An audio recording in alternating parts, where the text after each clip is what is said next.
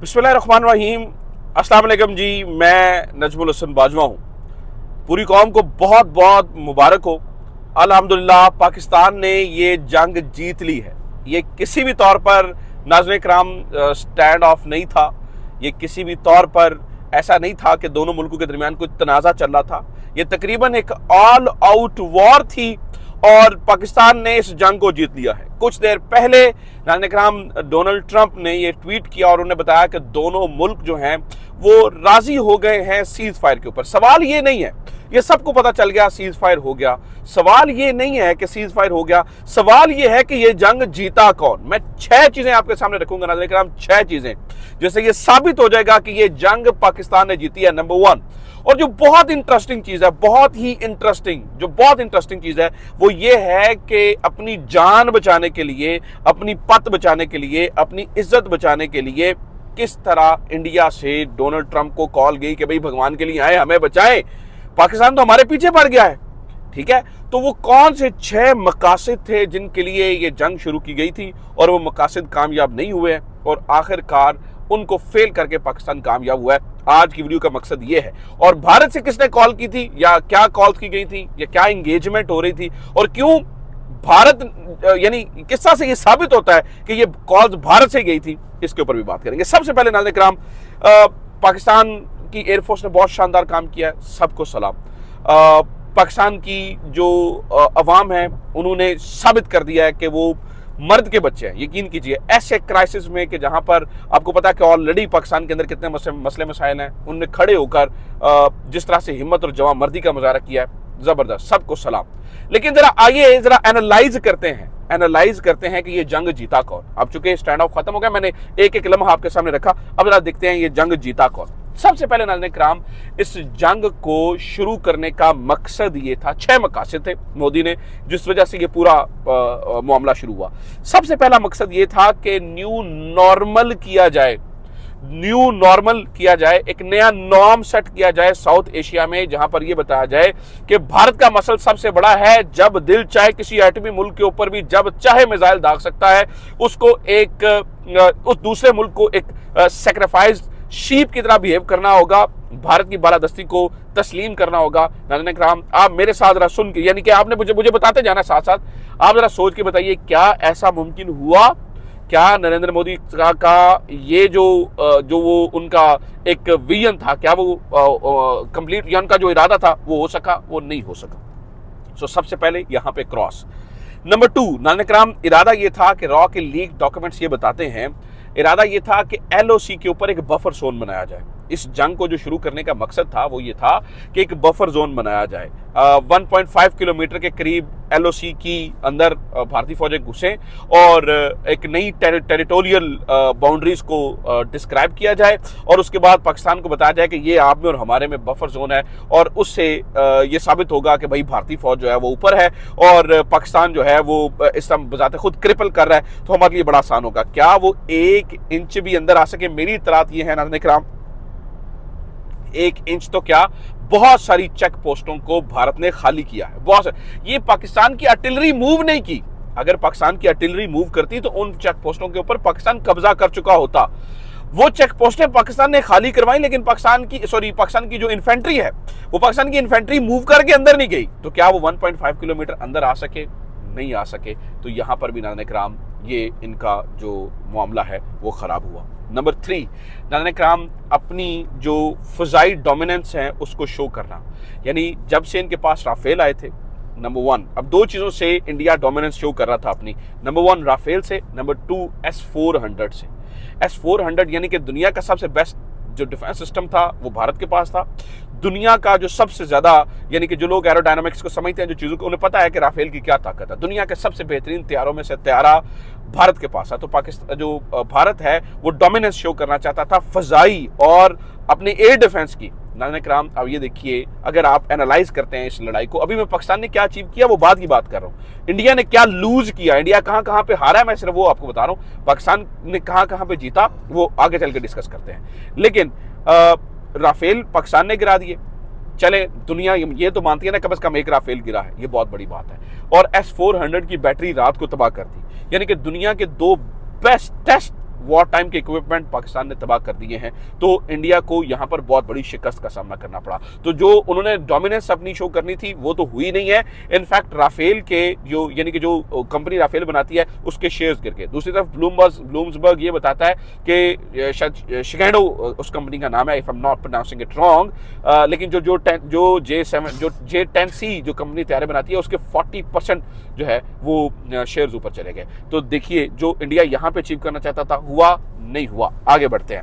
फिर नाज़रीन किराम, इनका इरादा क्या था? इनका इरादा ये था कि पाकिस्तान की जो फौज है और अवाम के अंदर ऑलरेडी एक गैप बना हुआ है इमरान खान की वजह से, उसको इस्तेमाल करते हुए इनकी फौज का मोराल डाउन करके इनको जो है ना वो तकसीम किया जाए और उस तकसीम का फायदा ये उठाया जाए कि उधर इनको जो 12 कोर है और 14 कोर है उसको यानी इधर मूव करना पड़े ईस्टर्न साइड पे, खास तौर पर बलूचिस्तान की साइड खाली हो, उधर BLA और BNA वहां पर हमला करें, ठीक है, और इधर से इनका मोराल डाउन हुआ हो, पाकिस्तान की जो अवाम है वो अपनी फौज के खिलाफ जई तई फेर दे उसकी, और उस मोराल डाउन होने की सूरत में उधर बलूचिस्तान पे कब्जा हो जाए, उधर जो है वो यहाँ पर आ जाए। जो इंडियन इलेक्ट्रॉनिक मीडिया को स्क्रिप्ट दिया गया था, सारे चैनल्स एक ही तरह की खबरें पढ़ने थे, वो किसी साजिमाजे ने तो नहीं दिया था ना, ऑब्वियसली उनकी स्टैब्लिशमेंट ने दिया था। तो नाज़रीन किराम यहाँ पर ये हुआ कि इनका ये इरादा भी नाकाम हुआ। पाकिस्तान की हमें अपनी स्टैब्लिशमेंट से मसले हैं, ठोक ठाक के मसले हैं, मैं हमेशा तनकीद करता रहा हूँ, आगे भी तनकीद करता रहूँगा। हम किसी सूरत भी जो है ना वो उनको छोड़ेंगे नहीं, उनके ऊपर तनकीद करते रहेंगे जहां पर वो इलॉजिकल बात करेंगे। लेकिन जहां पर मुल्क के दिफा की बात आती है तो नाज़रीन किराम पाकिस्तान तहरीक इंसाफ ने इनफैक्ट पर्टिकुलरली और लार्जर स्केल के ऊपर तमाम पाकिस्तानी अवाम ने बहुत मैच्योर बिहेव किया और इंडिया के इस मकसद को कामयाब नहीं होने दिया। तो मुझे बताइए कि यहाँ पर इंडिया को शिकस्त हुई या नहीं हुई, ये आपने डिसाइड करना है। फिर नाज़रीन किराम, इंडिया का मकसद ये था कि दुनिया पाकिस्तान को एक दहशतगर्द मुल्क के तौर पर तस्लीम करे। यानी कि इन्होंने जब बताया जी हमने इतनी मस्जिदें तो इतने जो है ना वो लश्कर तैयबा, इस तरह से ये पना लश्कर तैयबा के इतने हमने कर दिए, जैश के इतने हमने कर दिए, और हमने वो जी मसूद अजहर का भाई मार दिया और उसका देखे जनाजा हो रहा है। तो इनका ये दिल था कि दुनिया पाकिस्तान को एक दहशतगर्द मुल्क तस्लीम करे। क्या दुनिया ने पाकिस्तान को दहशतगर्द मुल्क तस्लीम किया? बिल्कुल तस्लीम नहीं किया, बल्कि इनफैक्ट क्या हुआ कि लोग, पूरी दुनिया ने भारत से सबूत मांगे कि आप बताइए कि क्या सबूत है पाकिस्तान के। तो यहाँ पर बहुत बड़ी शिकस्त का सामना हुआ। एक और पॉइंट जो इनका दिल था वो ये था कि पाकिस्तान से तमाम अलाइज ख़त्म करना, क्योंकि पाकिस्तान ऑलरेडी एक बहुत ही बुरी सूरत हाल के अंदर है। यानी अमेरिका पीछे हट जाए, रशिया के जो कुर्बतें हैं वो नहीं है, वो पीछे हट जाए, चीन पीछे हट जाए। नाज़रीन किराम, इससे उलट हुआ। चीन के जो बयानात आए वो आपको पता ही है। अमेरिका ने इनफैक्ट यहाँ पर उन्होंने कहा जी हम न्यूट्रल हैं, कल तो उनका बयान आ गया था न्यूट्रल है। अभी मैं आप इसमें भी आते हैं कि जब इन्होंने कहा कि भाई हमें बचाओ, इसके ऊपर भी आते हैं। लेकिन नाज़रीन किराम, दुनिया पाकिस्तान के साथ खड़ी हुई और ये बहुत कैटेगोरिकली लोगों ने देखा। फिर नाज़रीन किराम, जो इनका दिल था इकोनॉमी क्रिपल कर दे, इन्होंने कहा भाई IMF पैसे ना दे, ये वो भी नहीं हुआ। यानी कहने का मतलब है ये मुख्तलिफ महाजों के ऊपर भारत को शिकस्त हुई। अब आ जाते हैं कि पाकिस्तान किन किन महाजों पे जीता, जिसे मैं पाकिस्तान की जीत कह रहा हूँ। पाकिस्तान किन किन महाजों के ऊपर जीता? नंबर 1 नाज़रीन किराम, ये साबित हो गया कि पाकिस्तान की एयर फोर्स दुनिया की नंबर 1 एयर फोर्सेज में से एक, यानी कि दुनिया की जो बेस्टेस्ट एयर फोर्सेज हैं उनमें से एक है। किस तरह से? रॉयटर्स ने इसके ऊपर लिखा। रॉयटर्स ने लिखा कि जो डॉग फाइट हुई है वो इस वक्त हालिया दौर की दुनिया की सबसे बड़ी डॉग फाइट है। एक तरफ यानी कि 70-72 तैयारे खड़े थे, एक तरफ 34-35 तैयारे खड़े थे। तो ये दुनिया की सबसे बड़ी डॉग फाइट है हालिया दौर में। और इस डॉग फाइट में पाकिस्तान ने किस तरह से फाइट किया है, ये मुख्तलिफ मिलिट्रीज को इसमें स्टडी करना चाहिए। यानी रॉयटर्स ने इस बारे में लिखा, तो ये पाकिस्तान की सबसे बड़ी जीत है, सबसे बड़ी जीत है। नंबर 2 नाज़रीन किराम, पाकिस्तान की सबसे बड़ी जीत ये भी है कि पाकिस्तान इंटैक्ट रहा। पाकिस्तान ने 1 इंच भी अपनी जमीन नहीं गंवाई है। एक शहादत हुई है जो कि बहुत ही अफसोसनाक, वो भी सीज फायर का ऐलान जब हो गया तो उसके बाद एक शहादत हुई, यानी स्क्वाड्रन लीडर उस्मान की, जो शोरकोट बेस के ऊपर हमला हुआ वो वहां पर हुआ। अच्छा, और फिर पाकिस्तान ने क्या अचीव किया? पाकिस्तान ने नाज़रीन किराम एक मैच्योर नेशन होने का दुनिया को सबूत दिया। पाकिस्तान ने बताया कि हम वॉर मॉन्गरर्स नहीं हैं। अब देखिए कि इंडियन मीडिया ने किस तरह से बिहेव किया है, आपके सामने ही है। और पाकिस्तान ने यह साबित किया कि हम हार्ड किल नहीं करेंगे, हम सॉफ्ट किल करके आपके ड्रोन्स को गिरा सकते हैं। तो पाकिस्तान जो है वो, एक कमी जो पाकिस्तान में रही है, जो मुझे लगता है कि अगले आने वाले दिनों में हमें इसको ऑडिट करना चाहिए, वो एयर डिफेंस सिस्टम को मजीद बेहतर बनाने की है। Otherwise all over the place, यानी कि पाकिस्तान जो है वो हर तरफ हर जगह पाकिस्तान को जीत मिली है। अब आ जाते हैं नाज़रीन किराम, और फिर नाज़रीन किराम देखिए S-400 जो तबाह किया है, और फिर इंडियन मिलिट्री बजाते खुद मानी कि उधमपुर, आदमपुर और इसके अलावा पठानकोट, उड़ी, हर जगह पे तो वो खुद मानने हैं कि जनाब हमारा नुकसान हुआ है। वो कहती पार्शली नुकसान हुआ है, और असी तुहाडे उत्ते यानी कि एटम हम तो मारना भी नहीं सी, पार्शली नुकसान ही करना था ना, अल्लाह माफ करे। आपने नूर खान एयरबेस के ऊपर हमला किया, अगले घंटे के अंदर वहां से तैयारे उड़ के जा रहे थे, तो आपने भी तो ऐसे ही कुछ किया था। खैर, अब आ जाते हैं इस बात के ऊपर कि नाज़रीन किराम किसने कहा, सवाल यह है कि किसने कहा अमेरिका को इंटरवीन करने के लिए।